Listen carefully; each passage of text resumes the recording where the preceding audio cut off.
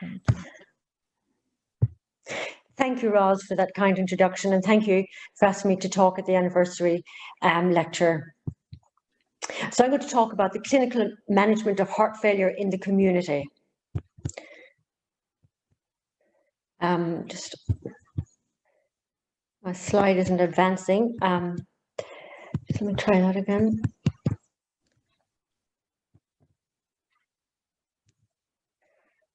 So the content of my talk is going to be a bit about the background of heart failure and a little bit about heart failure with systolic impairment versus heart failure with preserved left ventricular systolic function. And I'll discuss what exactly that means, but we divide heart failure into heart failure with impaired left ventricular systolic function and heart failure with preserved left ventricular systolic function. And I will concentrate on the therapeutic management of heart failure. So to start with, I'm going to give you a definition of heart failure. Heart failure is a complex clinical syndrome of symptoms and signs that can result from any structural abnormality of the heart or any functional abnormality of the heart that impairs the ability of the left ventricle to eject blood, and we call that left ventricular systolic dysfunction. So that would be heart failure with left ventricular systolic dysfunction. Or you can also have heart failure where the pumping action of the heart is normal, but the heart cannot adequately fill up with blood. And we call that heart failure with preserved systolic function. Heart failure can result from any form of heart disease, be it a previous heart attack, be it a valve problem, be it what we call a cardiomyopathy, where someone develops a viral infection in their heart muscle and it causes the heart to become weak. The end result of all of them can be heart failure that will look identical irrespective of the underlying problem. The prevalence of heart failure is increasing because we're all living longer. And there's also improved survival from the better management of conditions that give rise to heart failure, such as high blood pressure, valvular abnormalities. We replaced valves earlier, and patients who have had some damage to their heart now live longer with replaced valves, with better management of heart attacks, and better heart failure treatment itself. Heart failure with preserved systolic function is getting commoner and commoner. And that's something that happens with age, but it also happens in patients with long-standing high blood pressure, diabetes, obesity, and atrial fibrillation. And all these risk factors are getting commoner in our Western population today. Now, heart failure is commoner in men for all age groups, irrespective of whether it's heart failure with systolic dysfunction or preserved systolic function. Men have a higher incidence in all age groups, except in the very elderly, that's 85 years plus, where women live longer. In the UK, we're fortunate in having a national heart failure audit that's carried out every year, organised by the British Heart Failure Society and the government. And for the past 17 years, approximately, data has been submitted on a significant proportion of all heart failure patients admitted acutely with heart failure to our general hospitals. There is limited data for the most recent year that has been published, that's 2017 to 2018.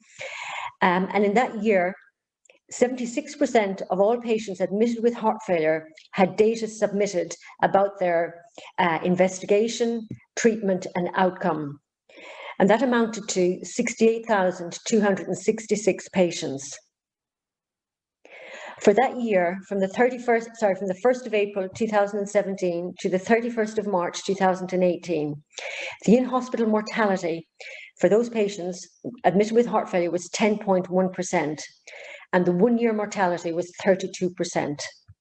Now, those figures are very high. They are pretty grim statistics. but they are better than previously. The mortality, both 1 year and in-hospital mortality, have been very gradually falling. And because the age of the population is rising, one might have expected them to continue to increase if there had been no improvements. So the fact that there's a gradual fall means, we are improving our management of heart failure, but we have a long way to go. We know that heart failure has had a high mortality for many, many years, and a previous 5-year audit between 2009 and 2014 showed the 5-year mortality was 45.5%, which is incredibly poor. So heart failure carries a poor prognosis. Young patients do better. In the most recent audit, if you were less than 75 years, your in-hospital mortality was down to 4.5%, but if you're greater than 75%, it was 11%. Heart failure is a big economic issue. It accounts for 2% of the NHS budget, and 70% of that is due to hospitalizations. 5% of all emergency admissions are due to heart failure. One of the reasons the costs of hospitalization is so large is because these patients stay a long time. The average length of stay is 9 days in a cardiology ward. You might think it's surprising that it's shorter in a general medical ward, but I guess in cardiology, we aim to introduce as much medication as we can, and that takes time because these patients are all generally unwell, often very frail. So it takes time to introduce medication, and 9 days is a long hospital admission in this era. But remember, 1 in 7 patients with heart failure will die in hospital. So, as I've mentioned, we divide heart failure into heart failure with left ventricular systolic dysfunction and heart failure with preserved left ventricular systolic function. We quantify the pumping action of the heart as the ejection fraction, and normally the ejection fraction of the left ventricle is greater than 55%. We count 55% as normal, so 55% or above is normal. So we talk about heart failure with impaired systolic function when the ejection fraction is less than 40%. If the ejection fraction is over 50%, which is just marginally impaired, 50 to 55% would be regarded as marginally impaired. We talk about patients in that group with heart failure as having heart failure with preserved systolic function. Now, patients who present with poor pumping action of the left ventricle tend to be younger, they tend to be male, and they tend to have a previous history of a heart attack. That's quite common in patients presenting with impaired left ventricular systolic function. They tend to have less hypertension and less atrial fibrillation than the patients presenting with heart failure with preserved systolic function, who are likely to be older. They're likely to have a background of long-standing hypertension and have recently possibly gone into atrial fibrillation, which puts them into heart failure. They're less likely to have a history of a previous myocardial infarction. Both patients can present similarly with acute heart failure in pulmonary edema. When studies were initially carried out, including all patients with heart failure, irrespective of ejection fractions, patients with preserved systolic function appear to have a better prognosis. But in the real world, in registries and in the national heart failure audit that we have for many years in Britain, their outlook is the same. Both groups have a poor survival rate. As I've said, they fall into the same category as patients with left ventricular systolic impairment. For patients with poor left ventricular function with heart failure, we have an extensive body of evidence for therapies that can improve their symptoms and prolong survival. However, for patients with heart failure with preserved left ventricular systolic function who have essentially normal left ventricles, there are no proven therapies that prolong survival.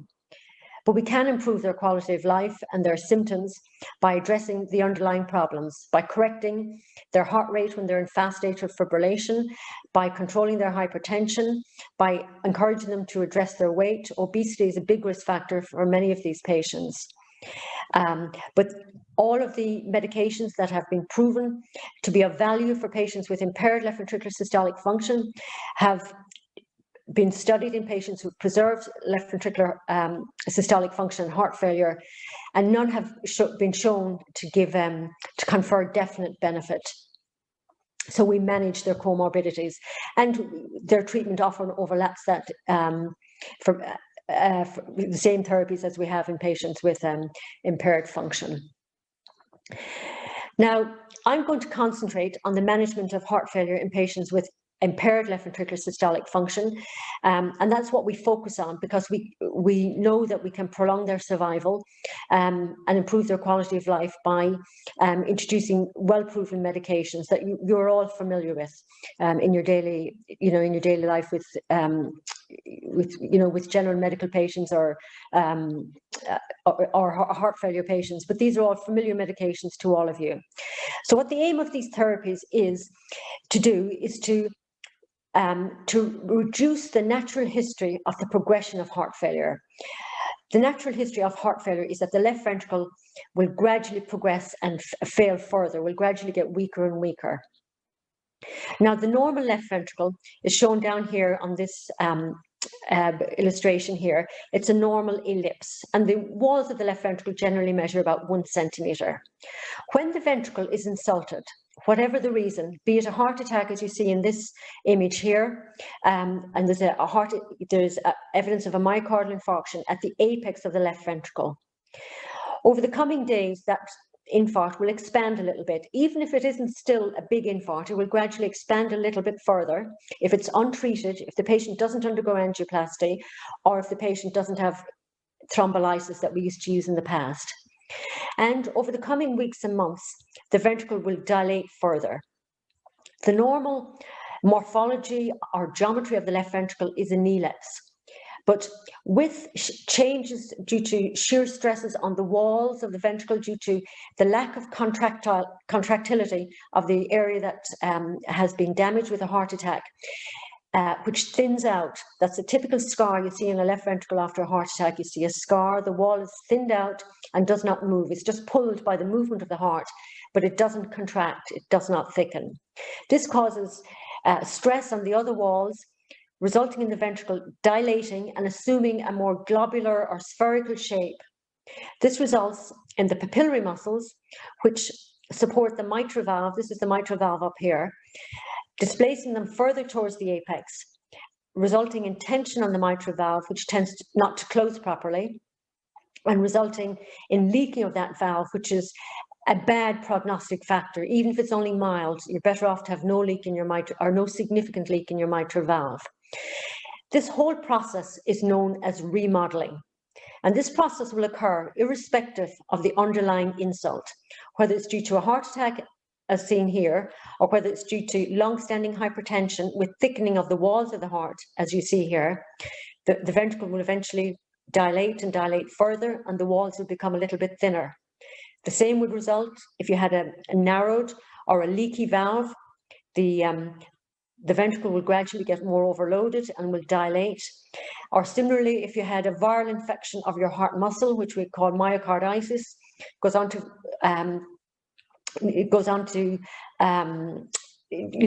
progress forward into what we call a cardiomyopathy, where the left ventricle becomes dilated and poorly contractile.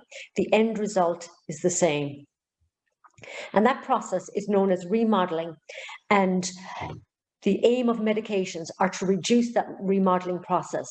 The natural history of an impaired left ventricle is for it to gradually progress over time. And the aim of therapies is to reduce that progression.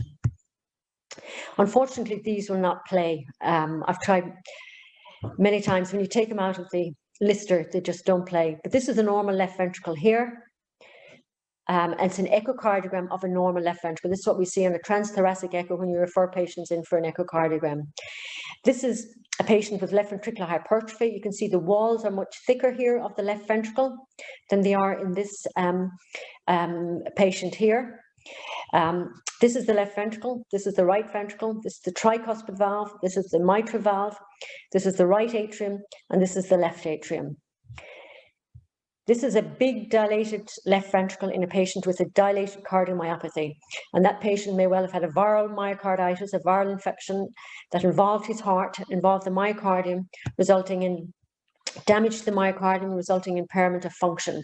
That patient might recover in time with medication, and many patients do return to baseline in time, and cardiomyopathy due to alcohol should fully recover if the patient abstains, no matter how dilated the ventricle is. This patient has a leak in the mitral valve, and that's severe mitral regurgitation, resulting in heart failure. So that's a big jet of mitral regurgitation filling up half of the left atrium there.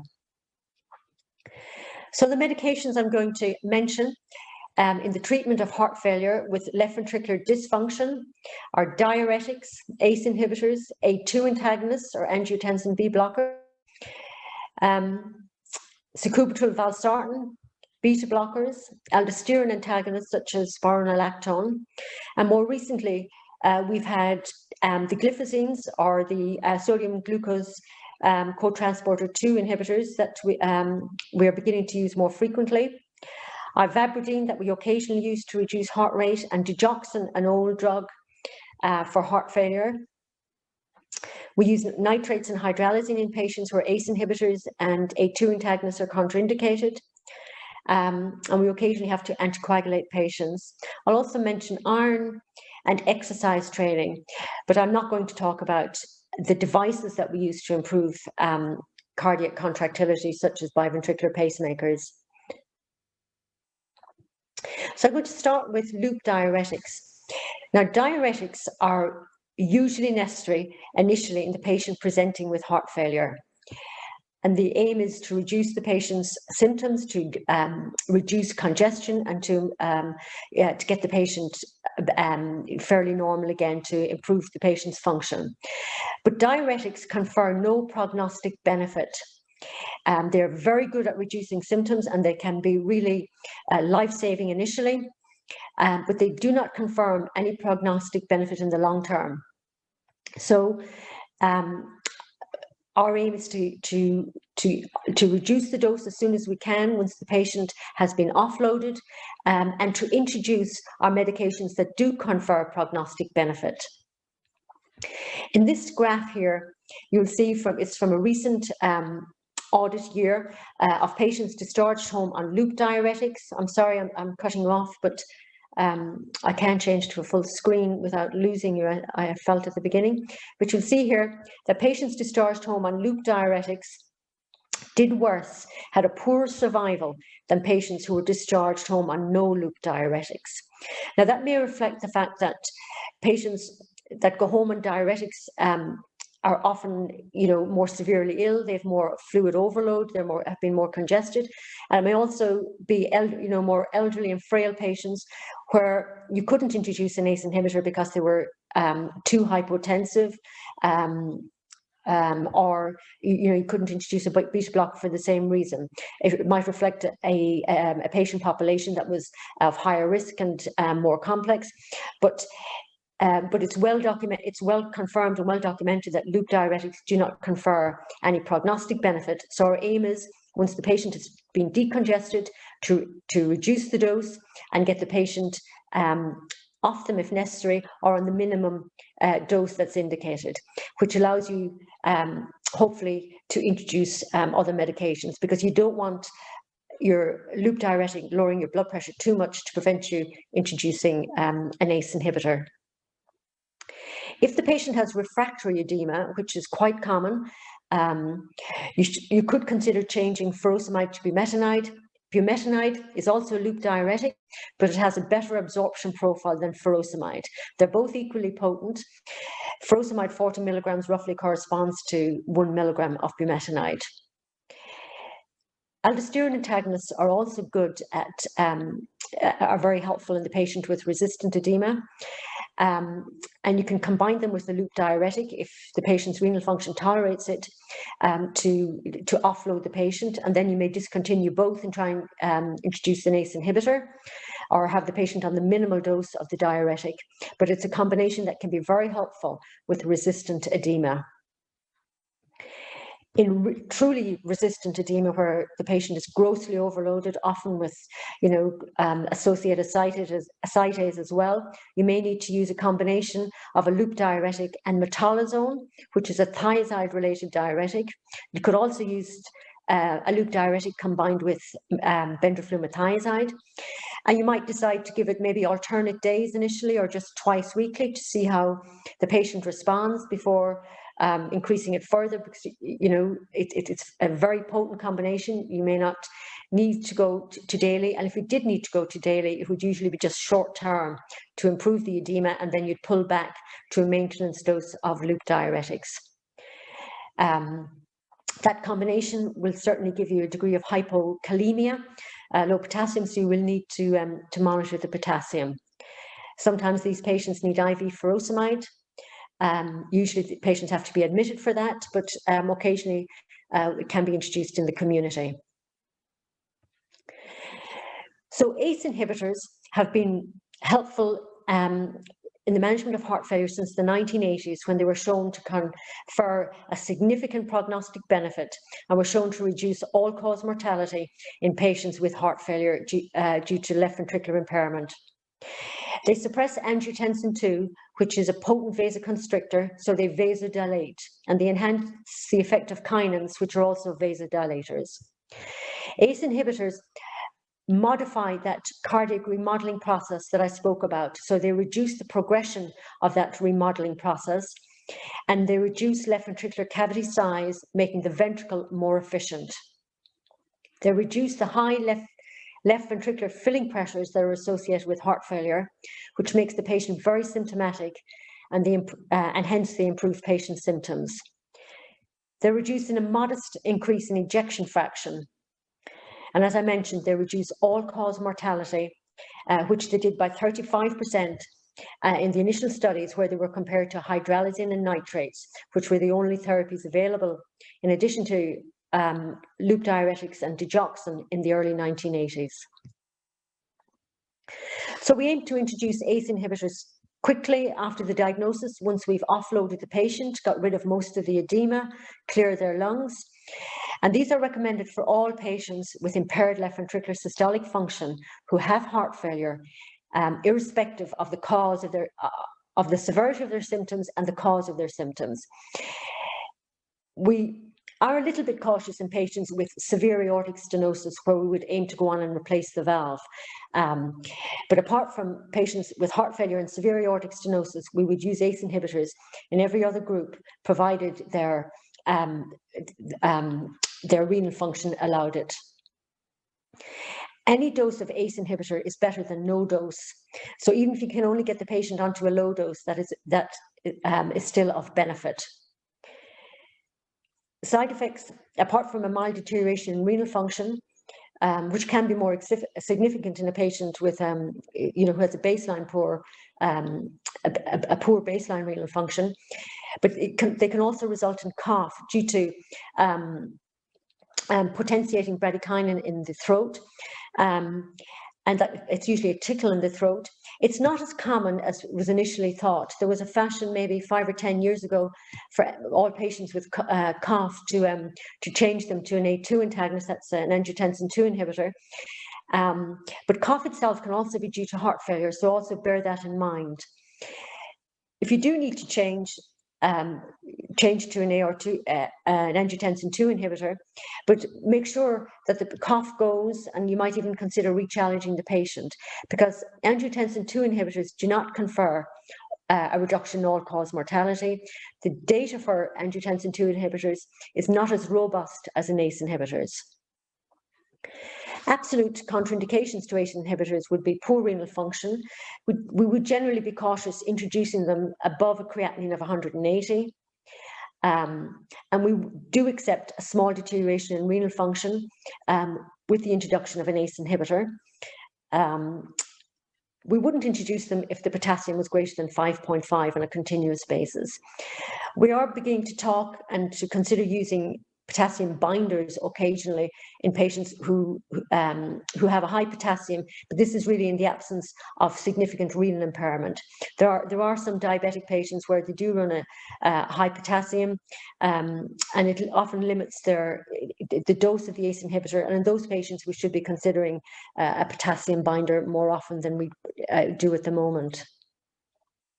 So as I mentioned, angiotensin II blockers are an alternative to ACE inhibitors.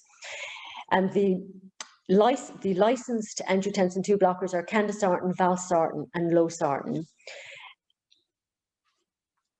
And we do use them widely, but as I have stressed, ACE inhibitors do have the edge on them. Now, in the last few years, we've had a new medication that works on the same pathway, the renin-angiotensin pathway. So it's a vasodilator, but it also has another drug, sacubitril. So the angiotensin blocker is valsartan, and the second drug is sacubitril. So it's a combination drug and has a two-prong effect. So the renin-angiotensin system is affected by a valsartan. Sacubitril acts on increasing the levels of BNP. We're all familiar with measuring BNP to diagnose heart failure in patients we suspect of heart failure. But BNP is a hormone that's secreted by the heart, plus several other organs. Almost every organ will secrete a degree of BNP, but it's predominantly by the heart in response to heart failure, to stretching of the ventricles. It'll also be released with stretching of the atria, but to a lesser degree. And BNP is broken down by neprilysin, and sacubitril is a neprilysin inhibitor. So that prolongs the activity of pro-BNP, which is a vasodilator hormone. And that's Entresto. And it's the only drug of its kind on the market. Its effects are similar to an ACE inhibitor, but it conferred better outcomes than enalapril when it was compared to it in the Paradigm study a few years ago. So we use Entresto for patients who have worsening heart failure, or who are already established on an ACE inhibitor or an A2 antagonist, who are deteriorating in terms of symptoms, or have had a further admission despite maximum treatment. It's as well tolerated as ACE inhibitors. The risks with renal function are the same. A small deterioration is expected. It is more hypotensive inducing than an ACE inhibitor or an A2 antagonist. So just to be aware of that, it certainly does lower blood pressure well. In East and North Herts, it's introduced by the heart failure team, by our heart failure nurses in the heart failure clinic, and we have an agreed sharing project with primary care. So we introduced it, and when the patient is stabilized on the maximum tolerated dose, which is hopefully the maximum dose of the medication, this will be continued in the community by the patient's GP. It's very important that patients omit their ACE inhibitor or A2 antagonist for 36 hours before sacubitril valsartan is introduced, because of the increased risk of allergy, particularly angioedema. The contraindications to sacubitril valsartan are the same as for an ACE inhibitor in terms of renal function, but also if a patient was allergic to an ACE inhibitor or to an A2 antagonist, we would not introduce sacubitril valsartan. Now, if patients have impaired renal function where we cannot introduce an ACE inhibitor or an A2 antagonist, we would consider that patient for nitrates. These are the nitrates that we use for angina, and we would also add in hydralazine. But nitrates and hydralazine were the old treatment for heart failure, and their benefits do not compare with ACE inhibitors. But unfortunately, we do have to use them quite frequently because of poor renal function. So the next group of drugs with therapeutic prognostic benefit are beta blockers. Beta blockers were introduced for heart failure in the early 2000s, and they made a huge impact. They really are wonderful drugs. They reduce all-cause mortality, and in particular, they reduce sudden death in heart failure. Sudden death is a risk in patients with impaired left ventricular systolic function, and they reduce that very significantly. So we're always very keen to get our patients on beta blockers and on the maximum tolerated dose. They reduce mortality due to reduction in arrhythmogenic death, as I've mentioned, but also they reduce that remodeling progression comparable to ACE inhibitors, and they increase ejection fraction more significantly than ACE inhibitors.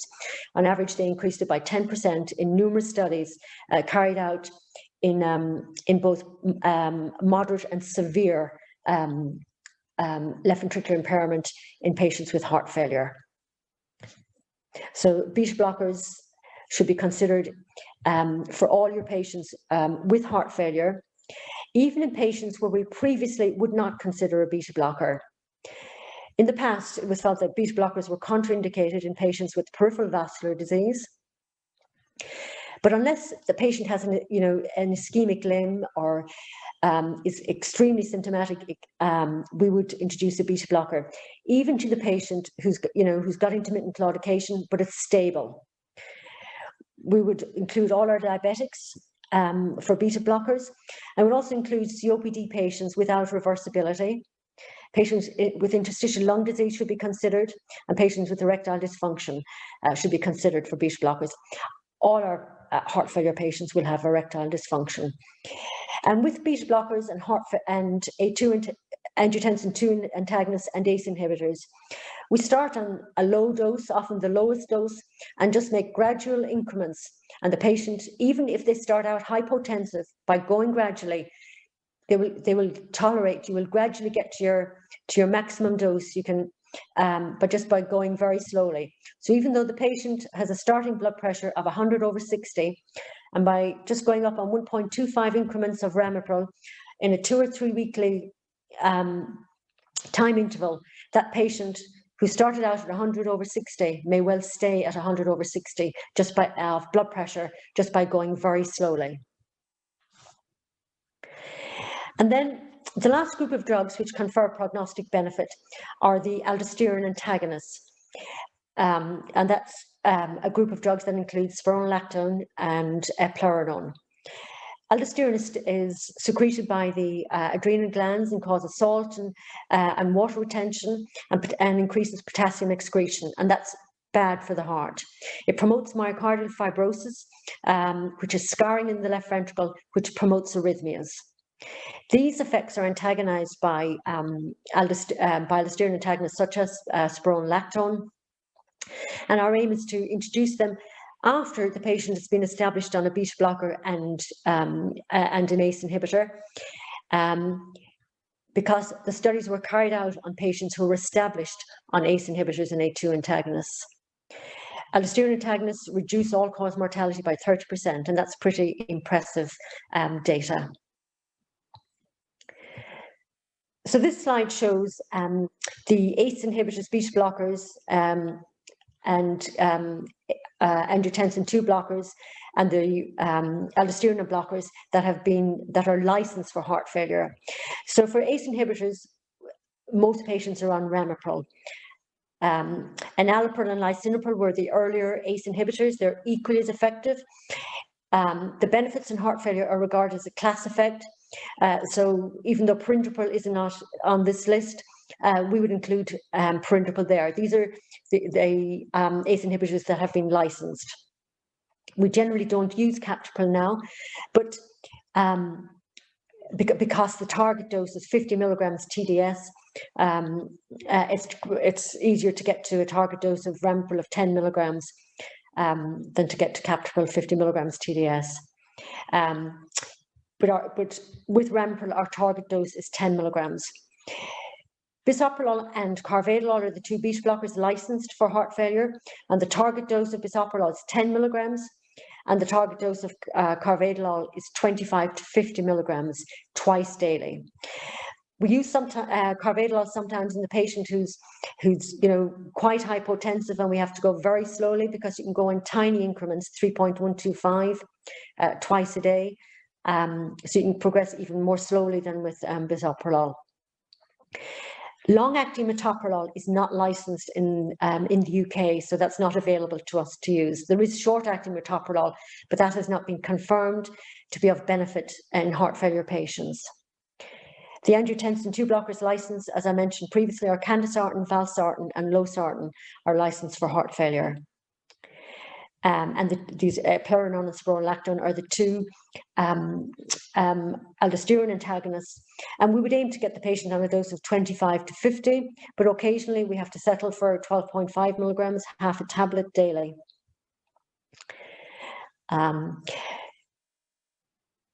So when patients are on all these three drugs, they have a far better survival rate than if they were on none of these drugs. This graph, again from a recent year, from the heart failure audit, it's not this year, it's about 2 years ago, shows the green line here is our heart failure patients discharged on all three medications. And as you can imagine, it can take quite a few days to get patients on all three medications because you're watching their renal function carefully and you don't want to make the patient hypotensive. So that's why heart failure patients have long admission times. So they have a much better survival than patients who were discharged on none of these medications, which is the blue dotted line here. And so patients on two of these three drugs in the red line, or if they were just on beta blockers alone in the black line. More recently, just in the last year, we've had the glyphosines confirmed to be of prognostic benefit for heart failure with impaired systolic function. In patients who are diabetic and who are and as well as patients who are not diabetic. So you will probably be familiar with the glyphosines for use in diabetic patients. So that's how these sodium glucose cotransporter 2 inhibitors, SGLT2 inhibitors as they're commonly referred to, have been introduced, and they've been used for in diabetes for the past several years. But it was seen in studies of the SG2 inhibitors that heart failure patients did better. All diabetic drugs have to have cardiovascular outcomes assessed prior to being licensed. That's been standard for the past a decade, and it was and the benefit for heart failure patients was noted in the studies. And since then, they've been studied in both diabetic and non-diabetic patients, and a definite prognostic benefit has been confirmed in patients with impaired left ventricular systolic function. These drugs prevent the reabsorption of glucose in the kidney from the they increase the excretion of glucose from the kidney, so reduce the reabsorption. So they excrete glucose and in the urine, they excrete glucose and water, and so they are osmotic diuretics. And that would appear to be one way, the main way, and definitely one way that they act. Because in the studies, patients' urea was noted to rise slightly in the group on the active drug, and they also increase hematocrit slightly, again a sign seen with patients on diuretics. They reduce your HbA1c modestly, and they reduce blood pressure very modestly, but they do result in a significant weight loss, 2 to 3 kilograms per month over 6 months before it plateaus, which is quite significant. There are 3 on the market, and all of them have been studied in patients with impaired systolic function with heart failure. So they're all licensed in heart failure, and we are beginning to use them initially in our patients with diabetes, but in the last few months we've had confirmation that they are also of prognostic benefit in non-diabetic patients. They do not cause significant hypoglycemia, so we're not worried about giving them to our non-diabetic patients in terms of concern about the blood glucose. You have to have reasonably good renal function to introduce these drugs. The eGFR has to be 60 or greater. However, if the renal function deteriorates, you can continue them until the eGFR is down to 45 mils per minute. We also use ivabradine occasionally. Ivabradine is used to lower heart rate, and it's only of use in patients who are in sinus rhythm because it acts on the SA node, the normal pacemaker of the heart. And it's been shown to confer prognostic benefit. And it's felt that a reduction in heart rate is good for the patient with heart failure, because when the patient is tachycardic, it tends to just result in a battering of the left ventricle. And that's why we always aim to correct the resting heart rate as soon as we can. Typically, these patients are always tachycardic when they present, and we aim to control the rate. And for the patient in sinus rhythm, we aim to reduce the rate to 60 beats per minute. Ivabradine would not be helpful for the patient in atrial fibrillation because these patients are not using their sinus node. So in a patient who cannot tolerate a beta blocker, we would consider ivabradine. Or if the patient was on the maximum dose of a beta blocker and their heart rate was still greater than 75 beats per minute at rest, we would consider introducing ivabradine. Or if the patient couldn't tolerate a reasonable dose of beta blocker and their heart rate was still a little fast, we would introduce ivabradine and continue the low dose of beta blocker. In many ways, it's similar to how we use digoxin, but digoxin is of help in the patient in atrial fibrillation. When we can't control the rate with a beta blocker alone, we would add in digoxin. And for the patient in atrial fibrillation, we would aim for a resting heart rate of 80 to 90 beats per minute. We would not reduce the rate significantly below 80 because the patient will feel lethargic and maybe, get relative bradycardias at times, and may get a little bit of lightheadedness in that. So we do not control the rate tightly for patients in atrial fibrillation.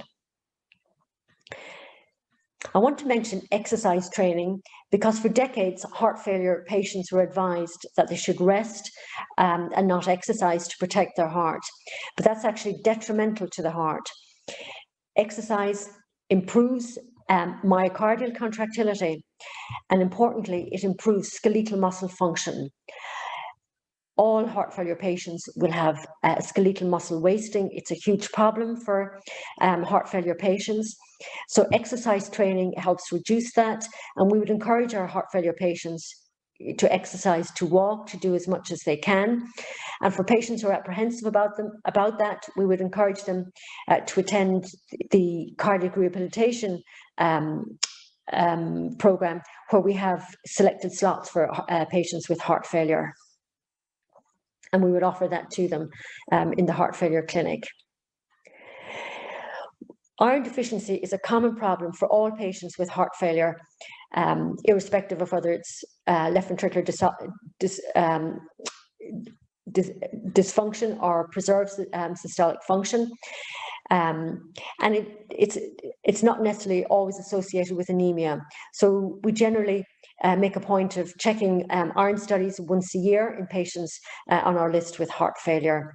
And correcting the iron deficiency has been shown to confer benefit, and certainly to improve quality of life and improve symptoms. So just to talk briefly about heart failure with preserved systolic function and its management. As I mentioned, there is no drug that has been shown to confer prognostic benefit, but we certainly can improve symptoms and improve the patient's quality of life.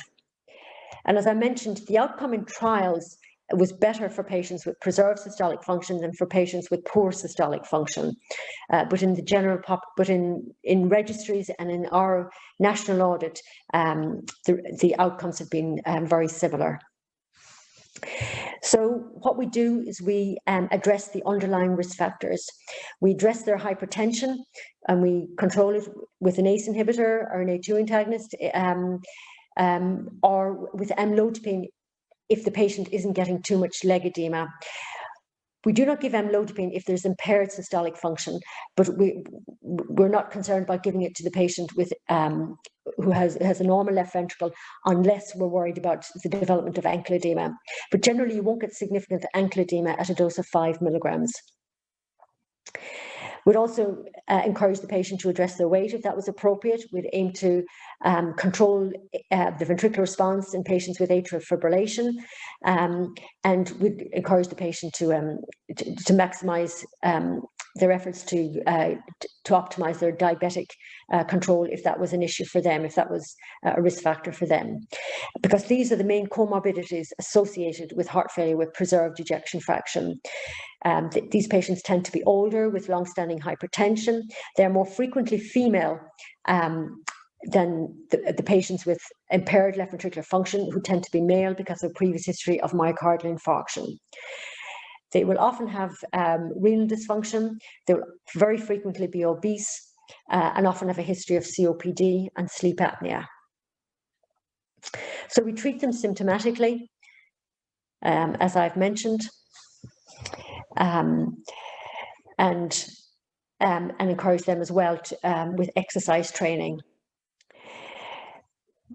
So when you see the patient with breathlessness in the community, just to talk briefly about when to refer to secondary care and what tests you might do.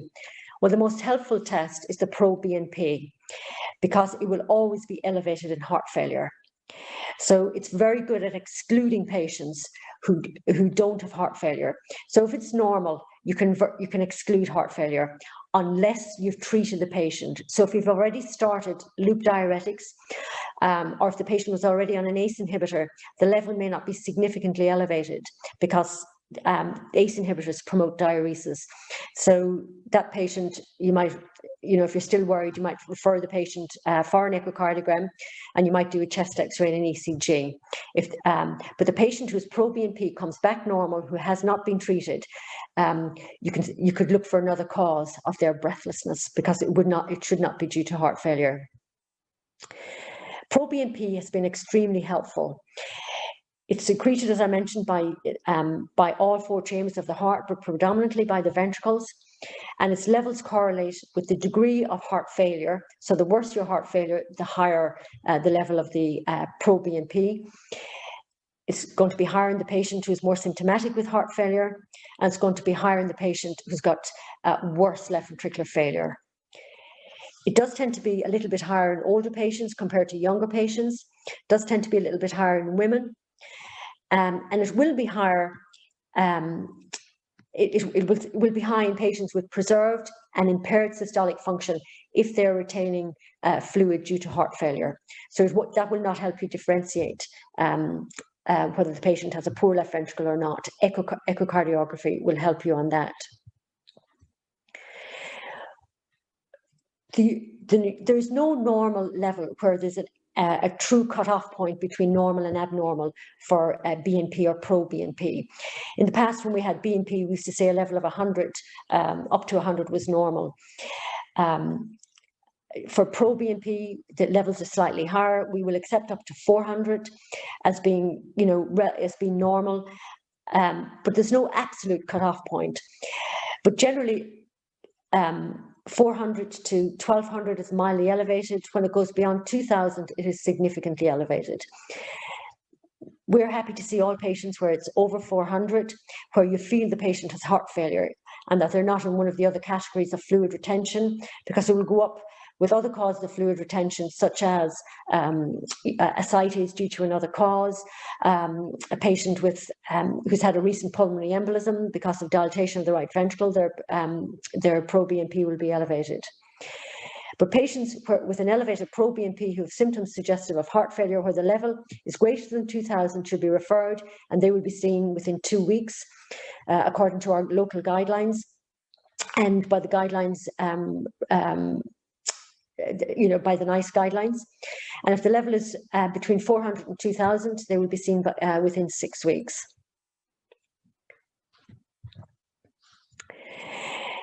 And lastly, I'm just going to mention, for the patient who comes with acute decompensation, they're a patient known to you with heart failure, but they present with worsening heart failure. That could be due to the fact that heart failure naturally progresses. That's a natural history of heart failure, and these patients gradually deteriorate with time.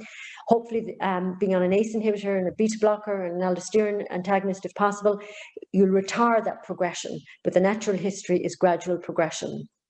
It's possible that the patient who's deteriorating may not be compliant with their medications or compliant with salt restriction if they've been advised on salt restriction, and we generally would advise heart failure patients to restrict their salt, and we advise many to reduce their fluid intake. If they have a tendency to overload, to reduce to usually about 1.5 litres per day. Often the patient who's recently deteriorated has gone into atrial fibrillation. Always think of the possibility of a pulmonary embolus if the patient is not anticoagulated. The patient may have developed left bundle branch block, which all patients with any structural heart disease will develop. So all patients with heart failure will get left bundle branch block in time if they live long enough. And because the left ventricle becomes a little bit more desynchronous when you develop left bundle branch block, so it causes a further reduction in your ejection fraction. And any small change when you already have a poor left ventricle can make a huge difference to symptoms. So that could be a cause of deterioration. The patient could have started to take anti-inflammatories or been commenced on steroids, resulting in, increased fluid retention as a cause of their deterioration. So there are things to think about in the patient who comes to you with a recent deterioration. And if the patient is already maximized, you may on medication, you may just have to think about increasing their diuretics for a short period. But if they're already maximized, there's not a lot further you can do. But if they've significantly deteriorated, they may require a hospital admission for intravenous diuretics. The question often arises, should I stop the beta blocker in a patient who deteriorates? Because you're worried about if they continue to deteriorate, will they reduce perfusion to their vital organs? Will they reduce perfusion to their kidneys? And will that result in further renal dysfunction?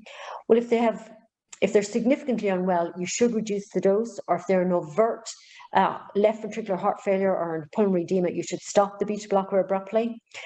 Whereas just reducing the dose may be adequate in where they're just mildly worse. So it's something that you do have to think about in terms of the beta blocker. Should I stop it, or should is reducing it adequate? If renal function is deteriorated, you may well have to stop or reduce their ACE inhibitors or A2 antagonists for a period, and hopefully things would improve again with correcting and addressing the underlying cause, if there was a cause for the deterioration, and you would start again to reintroduce the drugs that you had to discontinue temporarily. I will stop there. Thank you very much, Mary. I'd like to open it up to questions, and since there's a number of you, if you'd mind typing your question into the chat box, please. And what I'll do is I'll then read the chat questions and talk to Mary about them. Thank you. But thank you so much, Mary, for such a fascinating and really clear and useful talk. Hopefully we'll get some interesting questions to follow up on. So I've got a message from Ruth Bowman saying that she can't hear you. I'm hoping, Ruth, that you managed to hear everything eventually.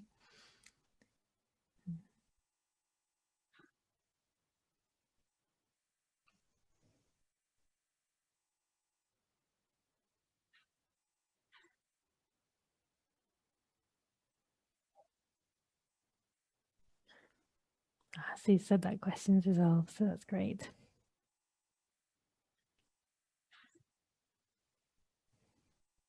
So once again, if you think of any questions for Mary, if you pop them into the chat box. If you'd rather leave your questions to the end, or if you think about them later on, I'll open up to questioning again after my talk as well. Thank you, Richard. I've got a question there. So how long does a patient need to be on a beta blocker or ACE inhibitor for them to reach prognostic benefit, Mary? Days, very, very short. Patients who are on ACE inhibitors, beta blockers and aldosterone antagonists, even one of those three will have reduced mortality for in-hospital stay compared to patients who aren't on any of these medications. So just days confers benefit. Yeah. I mean, and obviously to continue them beyond that, but your outlook is better at a week if you're on an ACE inhibitor than if you're not. So the benefit begins almost immediately. And would the same go for symptomatic benefit as well as mortality benefit? It would, yes, but the symptomatic benefit will come probably, if you're very overloaded, will come with diuretics initially, and then the symptomatic benefit may take a little bit longer. For patients, they often tell you when you introduce an ACE inhibitor, a month or two later, I'm feeling much better now, whereas with loop diuretics, it occurs instantaneously, the symptomatic benefit, obviously. But ACE inhibitors will be reducing your left ventricular filling pressures from the time you start them. That's great, thank you. We've also got, is there a maximum time for the mortality benefit, from Richard again? A maximum? No, it isn't. If you stop them, the mortality benefit continues as long as you, as long as once you're on them.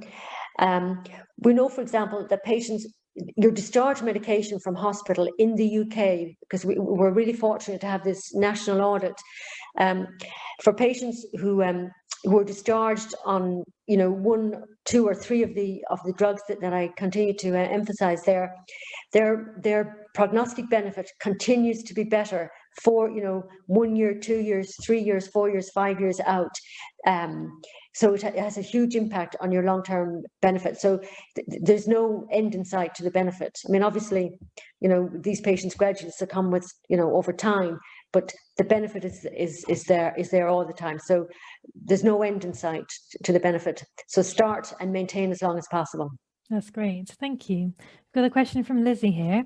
You mentioned that pro-BNP will be affected by treatment. If a patient is having routine treatment for hypertension, should results be taken with caution?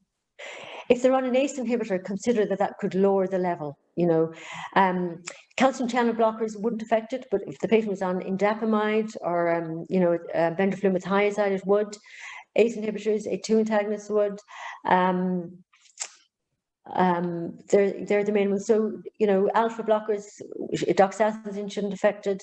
Beta blockers will have a little impact, but the main effects will be diuretics, thiazides or loop diuretics, ACE inhibitors and A2 antagonists would be the main ones to affect it. So yes, you should take into account that they would slightly reduce it.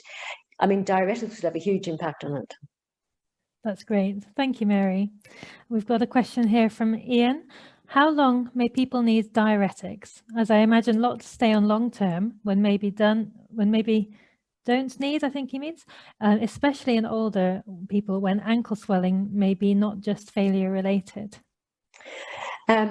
So I would suggest that you treat with diuretics until they're significantly decongested. So if they come in with, congestive heart failures, until they clear their lungs, or as much as you can. I mean, sometimes you'll continue to have a few bisal crackles, and you might continue to have tiny effusions at both bases. You can't go for perfection because you won't achieve it, and it would just be unrealistic. Often, with someone who comes in really grossly overloaded, you will accept a degree of leg edema. You'll accept mild bilateral leg edema, or maybe even, mild edema up to their shins, because you just can't clear it, or you don't have the month to clear it. So because it takes time to get in medication, and that carries the most benefit, reduce the diuretics when the patient feels a bit better, introduce your ACE inhibitor, and they will gradually improve further. Their breathing will gradually improve further. So even when things are not perfect, introduce your ACE inhibitor and increase it. You don't have to wait until the patient is bone dry, but you have to wait significantly, not grossly overloaded. Thank you very much, Mary. There's another question from Richard here, but I agree with your question, actually. It says, Ros, you may be going to cover this, but in palliative terms, would you stop the beta blocker or ACE when problems such as renal impairment or hypertension appear? So I'm going to cover it a little bit in my talk, but Mary, I wondered what your thoughts on this were initially. Well, if it's renal dysfunction, I would reduce the ACE inhibitor because the beta blocker directly doesn't affect renal function unless the patient was profoundly hypotensive. But if the patient, so I'd reduce the ACE inhibitor first, and maybe if I could, I'd reduce rather than stopping it, but often you have to stop, often you do have to stop. And for the beta blocker, if the patient was significantly bradycardic, I would stop it, but they have a less effect on blood pressure than do ACE inhibitors. ACE inhibitors are more profoundly hypotensive inducing than beta blockers. Thank you. Last chance for questions to Mary at the moment, everybody. And if there are no more questions for Mary, I'll move on to my presentation.